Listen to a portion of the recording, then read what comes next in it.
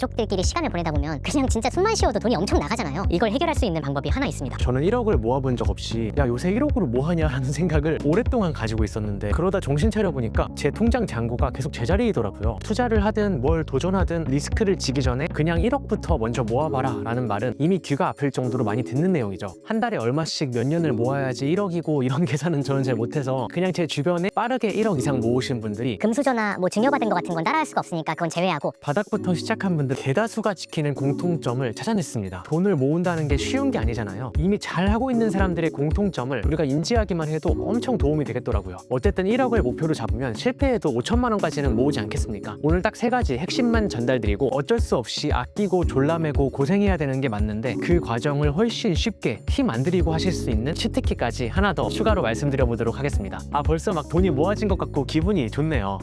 몇 년 전에 알게 된 동생이 제가 그 친구 수익이랑 뭐 집안 사정 같은 거 대충은 알고 있거든요. 근데 예금으로 2억이 넘게 있는 거예요. 야, 한 달마다 얼마씩 돈이 남길래 그만큼 저축했냐? 이건 대부분 다 똑같이 말씀하시는데 쓰고 남은 걸 저축한 적은 없고 월급 들어오면 먼저 저축을 빼고 남은 걸로 생활을 했다고 하더라고요. 대부분이요. 그래서 급여가 들어오는 바로 다음 날에 적금 자동이체, 투자금 자동이체, 비상금 통장 자동이체. 이렇게 설정해 놓은 게 빠져나가고 나면 그제서야 이번 달 생활비는 이 정도구나 라고 계산을 하시더라고요. 벌써부터 저랑 너무 반대의 삶을 살고 있는 거예요. 전 그냥 한 달 쓰고 싶은 거 쓰고 이번 달은 좀 남았네 하면 좀 더 쓰고 그러거든요. 이렇게 정해놓고 하는 사람들을 제가 이기는 게 어려울 수밖에 없겠구나 싶었습니다.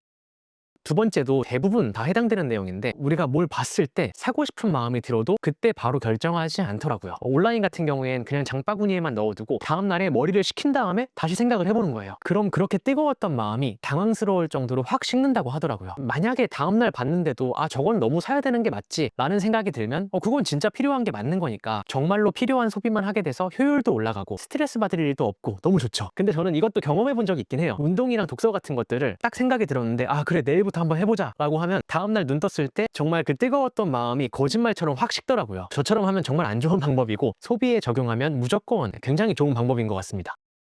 생각보다 많았던 케이스가 이 부분인데 엄청나게 많은 사람들을 게임에 중독시킨 이 보상체계, 이 보상체계 원리를 저축에도 적용해 보는 겁니다. 카카오뱅크나 토스 같은 곳에 26주 적금 막 이런 거 있잖아요. 매일매일 1,000원씩 올라가는 그런 적금도 있었던 것 같은데 뭐 그런 거 말고도 이자를 잘 쳐주는 적금이나 예금 통장을 풍차 돌리기 예전에 진짜 핫했죠. 이런 거 한번 제대로 해보신 분들이 며칠 간격으로 돈이 막 들어오니까 진짜 재밌다고 하시더라고요. 저도 실제로 해본 적은 없는데 완전 광기로 풍차를 돌리시는 분의 얘기를 들어보니까 돈이 불어나는 재미도 느끼면서 눈덩이처럼 불어난다는 게 느껴질 수밖에 없겠다라는 생각이 들더라고요. 그래서 가뜩이나 힘든 저축을 맨땅에서 하는 게 아니라 어떤 목표를 달성했을 때 우리가 눈으로 볼 수 있는 보상 체계를 만드시는 게 굉장히 중요한 것 같아요. 진짜 재밌는 게임도 보상 체계를 이상하게 해놓으면 사람들 점점 줄어들고 그냥 망해가는 거거든요. 근데 저축할 때 중간 보상들이 저축한다라는 큰 방향과 역행을 하면 안 되겠죠. 우리가 목표에 도착을 못했는데 중간 보상으로 비싼 거 플렉스하기 이런 거는 당연히 좋지 않다는 거예요.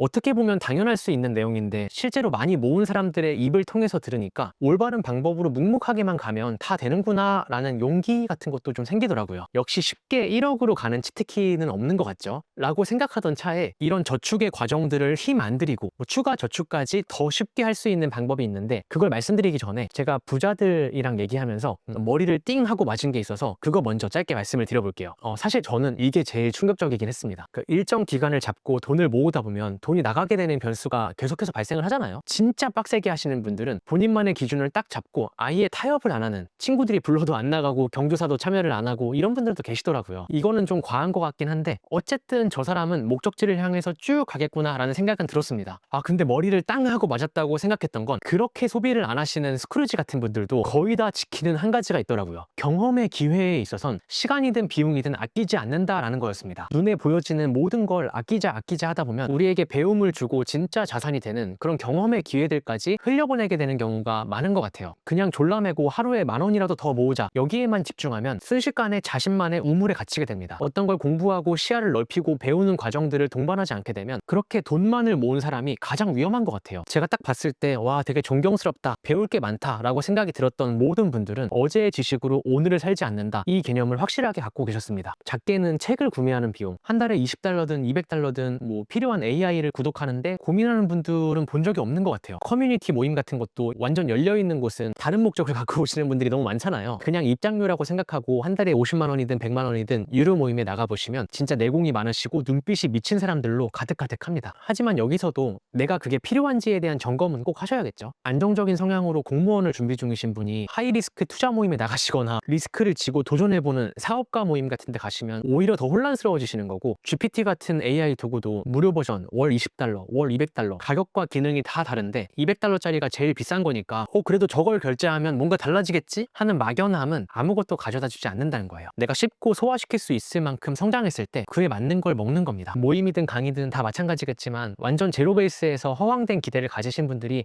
가끔씩 계시더라고요. 마지막으로 이게 가장 현실적인 문제인데, 결국 외식비라든지 미용, 운동 이런 비용들을 줄여야 되는 건데 연인이나 가족들끼리 시간을 보내다 보면 그냥 진짜 숨만 쉬어도 돈이 엄청 나가잖아요. 이걸 해결할 수 있는 방법이 하나 있습니다. 블로그를 시작하시면 생활에서 닿게 되는 모든 부분들을 체험단으로 이용하실 수 있습니다. 돈 안 내고요. 물론 다른 SNS 뭘 하셔도 상관없긴 한데 내가 SNS를 제대로 해본 적이 없다 하시는 분들은 블로그가 가장 쉬운 방법입니다. 하루에 1시간씩 한 보름 정도 기간 잡으시면 식당, 카페, 헬스장, 미용실, 네일아트, 피부샵 이런 것들 다 무료로 제공받으실 수 있고, 좀 더 욕심이 있으시다면 글 하나 작성했을 때 10만 원, 20만 원 원고료를 받는 쪽으로 조금씩 더 성장해 보실 수도 있습니다. 거기서 좀 더 성장하면 나한테 몇십만 원씩 원고료를 준 사람들은 얼마나 이득을 보길래 이렇게 돈까지 줘가면서 시키는 걸까 하는 생각으로 한 걸음씩 가보실 수 있겠죠. 이 영상 고정 댓글 보시면 초보자분들도 첫걸음을 떼실 수 있게 체험단 하는 영상 올려놨거든요. 관심 있는 분들은 확인해 보시면 될 것 같습니다.